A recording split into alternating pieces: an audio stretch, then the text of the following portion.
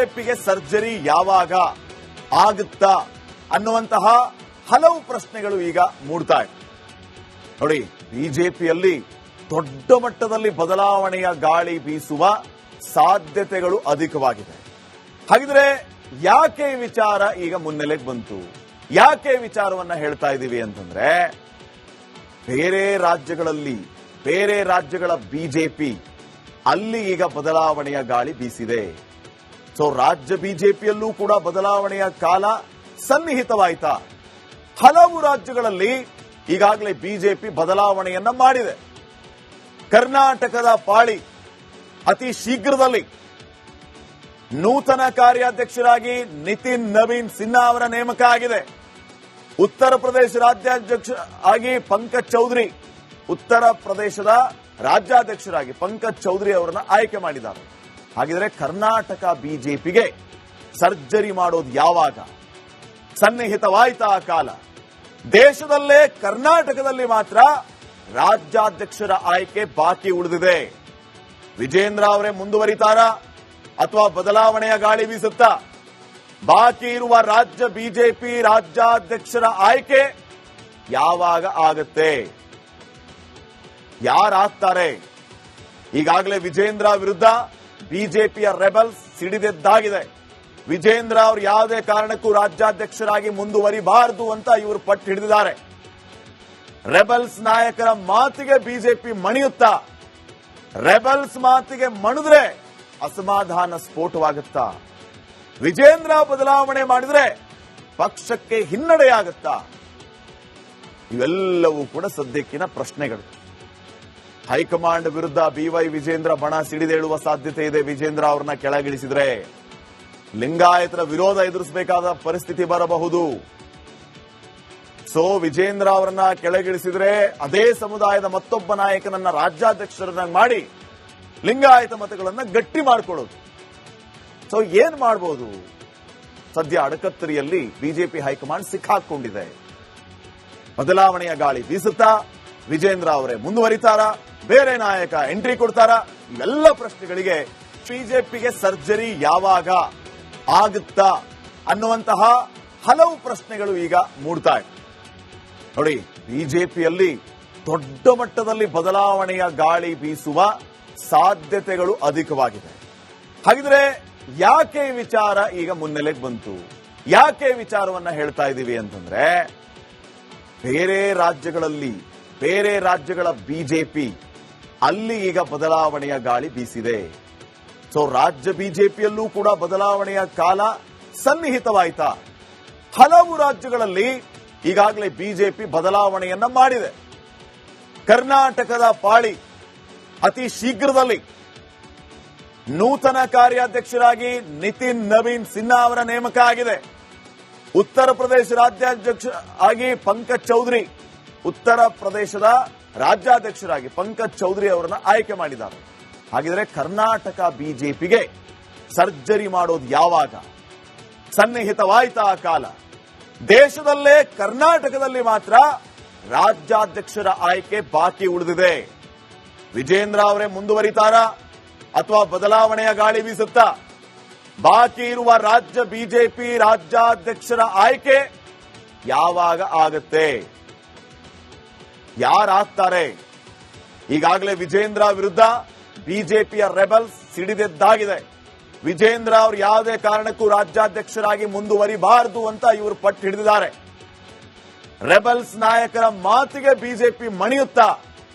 Rebels ಮಾತಿಗೆ ಮಣಿದ್ರೆ ಅಸಮಾಧಾನ ಸ್ಫೋಟವಾಗುತ್ತಾ? ವಿಜೇಂದ್ರ ಬದಲಾವಣೆ ಮಾಡಿದ್ರೆ ಪಕ್ಷಕ್ಕೆ ಹಿನ್ನಡೆಯಾಗುತ್ತಾ? ಇವೆಲ್ಲವೂ ಕೂಡ ಸದ್ಯಕ್ಕಿನ ಪ್ರಶ್ನೆಗಳು.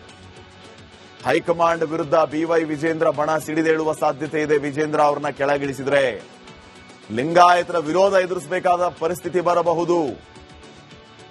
ಸೊ ವಿಜೇಂದ್ರ ಅವರನ್ನ ಕೆಳಗಿಳಿಸಿದ್ರೆ ಅದೇ ಸಮುದಾಯದ ಮತ್ತೊಬ್ಬ ನಾಯಕನನ್ನ ರಾಜ್ಯಾಧ್ಯಕ್ಷರನ್ನಾಗಿ ಮಾಡಿ ಲಿಂಗಾಯತ ಮತಗಳನ್ನ ಗಟ್ಟಿ ಮಾಡಿಕೊಳ್ಳೋದು. ಸೊ ಏನ್ ಮಾಡಬಹುದು? ಸದ್ಯ ಅಡಕತ್ತರಿಯಲ್ಲಿ ಬಿಜೆಪಿ ಹೈಕಮಾಂಡ್ ಸಿಕ್ಕಾಕೊಂಡಿದೆ.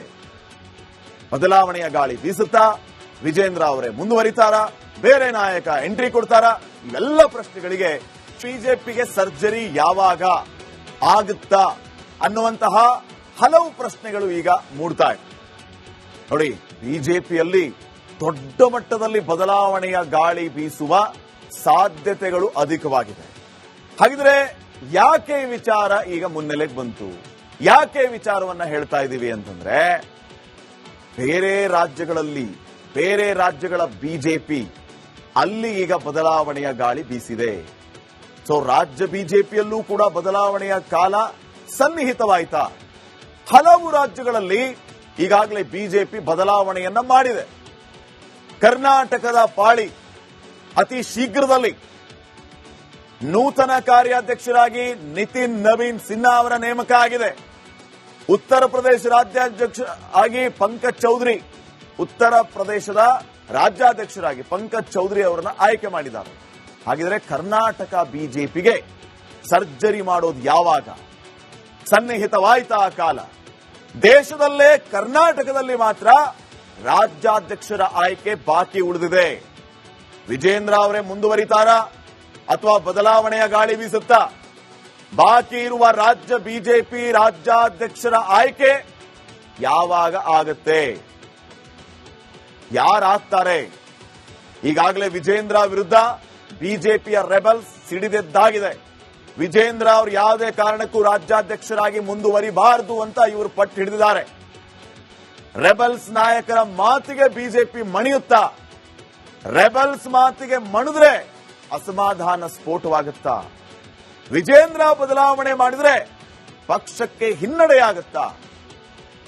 ಇವೆಲ್ಲವೂ ಕೂಡ ಸದ್ಯಕ್ಕಿನ ಪ್ರಶ್ನೆಗಳು. ಹೈಕಮಾಂಡ್ ವಿರುದ್ಧ ಬಿವೈ ವಿಜೇಂದ್ರ ಬಣ ಸಿಡಿದೇಳುವ ಸಾಧ್ಯತೆ ಇದೆ. ವಿಜೇಂದ್ರ ಅವರನ್ನ ಕೆಳಗಿಳಿಸಿದ್ರೆ ಲಿಂಗಾಯತರ ವಿರೋಧ ಎದುರಿಸಬೇಕಾದ ಪರಿಸ್ಥಿತಿ ಬರಬಹುದು. ಸೊ ವಿಜೇಂದ್ರ ಅವರನ್ನ ಕೆಳಗಿಳಿಸಿದ್ರೆ ಅದೇ ಸಮುದಾಯದ ಮತ್ತೊಬ್ಬ ನಾಯಕನನ್ನ ರಾಜ್ಯಾಧ್ಯಕ್ಷರನ್ನಾಗಿ ಮಾಡಿ ಲಿಂಗಾಯತ ಮತಗಳನ್ನ ಗಟ್ಟಿ ಮಾಡಿಕೊಳ್ಳೋದು. ಸೊ ಏನ್ ಮಾಡಬಹುದು? ಸದ್ಯ ಅಡಕತ್ತರಿಯಲ್ಲಿ ಬಿಜೆಪಿ ಹೈಕಮಾಂಡ್ ಸಿಕ್ಕಾಕೊಂಡಿದೆ. ಬದಲಾವಣೆಯ ಗಾಳಿ ಬೀಸುತ್ತಾ?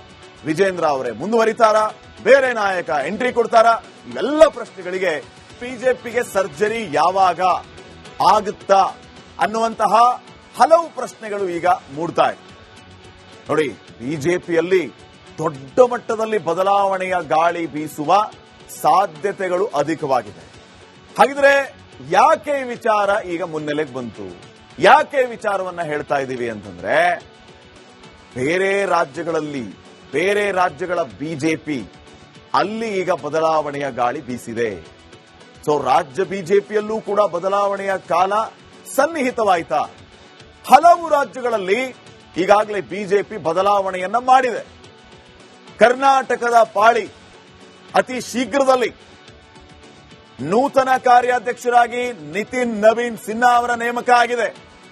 ಉತ್ತರ ಪ್ರದೇಶ ರಾಜ್ಯಾಧ್ಯಕ್ಷ ಆಗಿ ಪಂಕಜ್ ಚೌಧರಿ, ಉತ್ತರ ಪ್ರದೇಶದ ರಾಜ್ಯಾಧ್ಯಕ್ಷರಾಗಿ ಪಂಕಜ್ ಚೌಧರಿ ಅವರನ್ನ ಆಯ್ಕೆ ಮಾಡಿದ್ದಾರೆ. ಹಾಗಿದ್ರೆ ಕರ್ನಾಟಕ ಬಿಜೆಪಿಗೆ ಸರ್ಜರಿ ಮಾಡೋದು ಯಾವಾಗ? ಸನ್ನಿಹಿತವಾಯ್ತಾ ಆ ಕಾಲ? ದೇಶದಲ್ಲೇ ಕರ್ನಾಟಕದಲ್ಲಿ ಮಾತ್ರ ರಾಜ್ಯಾಧ್ಯಕ್ಷರ ಆಯ್ಕೆ ಬಾಕಿ ಉಳಿದಿದೆ. ವಿಜೇಂದ್ರ ಅವರೇ ಮುಂದುವರಿತಾರಾ ಅಥವಾ ಬದಲಾವಣೆಯ ಗಾಳಿ ಬೀಸುತ್ತಾ? ಬಾಕಿ ಇರುವ ರಾಜ್ಯ ಬಿಜೆಪಿ ರಾಜ್ಯಾಧ್ಯಕ್ಷರ ಆಯ್ಕೆ ಯಾವಾಗ ಆಗತ್ತೆ? ಯಾರಾಗ್ತಾರೆ? ಈಗಾಗಲೇ ವಿಜೇಂದ್ರ ವಿರುದ್ಧ ಬಿಜೆಪಿಯ ರೆಬಲ್ಸ್ ಸಿಡಿದೆದ್ದಾಗಿದೆ. ವಿಜೇಂದ್ರ ಅವರು ಯಾವುದೇ ಕಾರಣಕ್ಕೂ ರಾಜ್ಯಾಧ್ಯಕ್ಷರಾಗಿ ಮುಂದುವರಿಬಾರದು ಅಂತ ಇವರು ಪಟ್ಟು ಹಿಡಿದಿದ್ದಾರೆ. ರೆಬಲ್ಸ್ ನಾಯಕರ ಮಾತಿಗೆ ಬಿಜೆಪಿ ಮಣಿಯುತ್ತಾ? ರೆಬಲ್ಸ್ ಮಾತಿಗೆ ಮಣಿದ್ರೆ ಅಸಮಾಧಾನ ಸ್ಫೋಟವಾಗುತ್ತಾ? ವಿಜೇಂದ್ರ ಬದಲಾವಣೆ ಮಾಡಿದ್ರೆ ಪಕ್ಷಕ್ಕೆ ಹಿನ್ನಡೆಯಾಗುತ್ತಾ? ಇವೆಲ್ಲವೂ ಕೂಡ ಸದ್ಯಕ್ಕಿನ ಪ್ರಶ್ನೆಗಳು. ಹೈಕಮಾಂಡ್ ವಿರುದ್ಧ ಬಿವೈ ವಿಜೇಂದ್ರ ಬಣ ಸಿಡಿದೇಳುವ ಸಾಧ್ಯತೆ ಇದೆ. ವಿಜೇಂದ್ರ ಅವರನ್ನ ಕೆಳಗಿಳಿಸಿದ್ರೆ ಲಿಂಗಾಯತರ ವಿರೋಧ ಎದುರಿಸಬೇಕಾದ ಪರಿಸ್ಥಿತಿ ಬರಬಹುದು. ಸೊ ವಿಜೇಂದ್ರ ಅವರನ್ನ ಕೆಳಗಿಳಿಸಿದ್ರೆ ಅದೇ ಸಮುದಾಯದ ಮತ್ತೊಬ್ಬ ನಾಯಕನನ್ನ ರಾಜ್ಯಾಧ್ಯಕ್ಷರನ್ನಾಗಿ ಮಾಡಿ ಲಿಂಗಾಯತ ಮತಗಳನ್ನ ಗಟ್ಟಿ ಮಾಡಿಕೊಳ್ಳೋದು.